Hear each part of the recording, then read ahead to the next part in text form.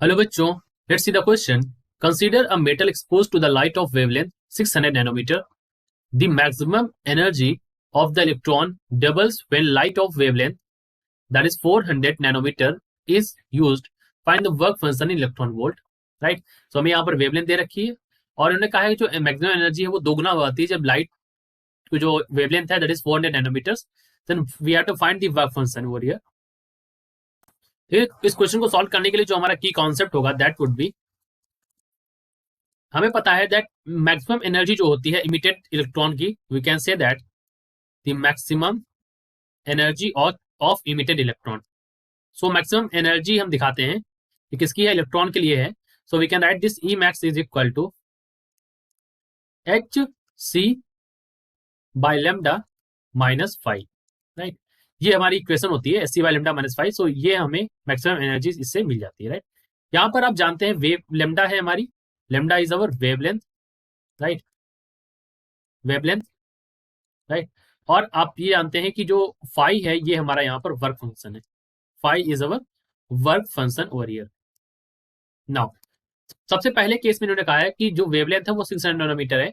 तो हम बात करेंगे 600 नैनोमीटर के लिए पहले. सो 600 नैनोमीटर अगर यूज की जाए तो क्या होगा.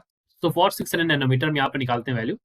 वी कैन से दैट, अब देखिए यहाँ पर लेमडा जो है 600 नैनोमीटर दे रखा है और एनर्जी जो होगी यहाँ पर इस केस के लिए, so we can say that E is equal to होगा यहाँ से H C by 600 nanometer. It mean 6 into 10 की power minus 7 meter minus 5. So this is equation number 1.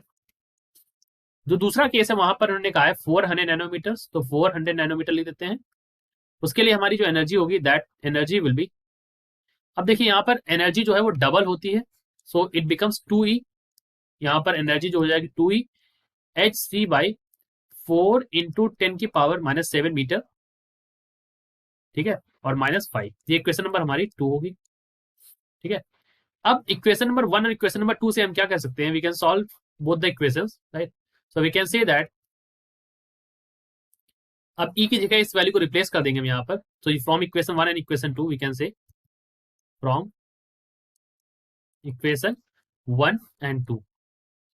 अब यहाँ पर 2 था, सो हम इसको लिख सकते हैं 2 ई की जगह हो जाएगा एच सी बाई 6 into 10 की पावर माइनस 7.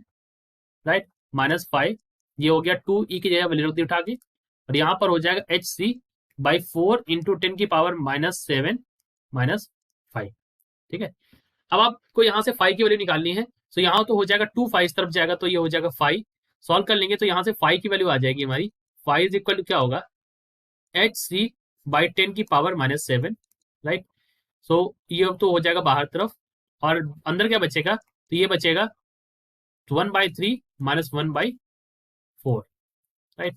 क्योंकि ये जो 2 था इसने 2 को हमने अगर इसे काटा तो 3 बचा था यहाँ पर. सो ये 3 हो गया और यहाँ पर 4 था तो ये 4 हो गया. राइट. अगर आप इसको सॉल्व करें तो ये वैल्यू हो जाएगी एच सी बाई 12 into 10 की पावर माइनस 7.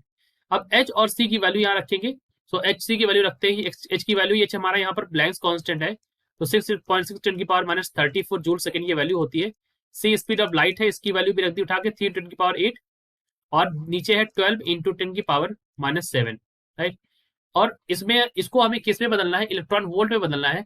सो इसको इलेक्ट्रॉन वोल्ट में बदलने के लिए यहाँ पर मैं क्या करूंगा, इंटू 1.6 into 10 की पावर माइनस 19. अब आप इसको सॉल्व करेंगे तो सॉल्व करने पर आपको वैल्यू मिल जाएगी. सो ऑन सॉल्विंग दिस, ये वैल्यू आपको मिलेगी 1.03 इलेक्ट्रॉन वोल्ट. राइट. सो यही हमारा क्या होगा, this is the value of work function. So we can say that phi is equal to 1.03 electron volt. ये हमारा यहाँ पर आंसर हो गया. राइट. जो हमसे वर्क फंक्शन की वैल्यू यहाँ पर पूछी थी, तो इसको हमने सॉल्व कर लिया. I hope you understood it well. All the best.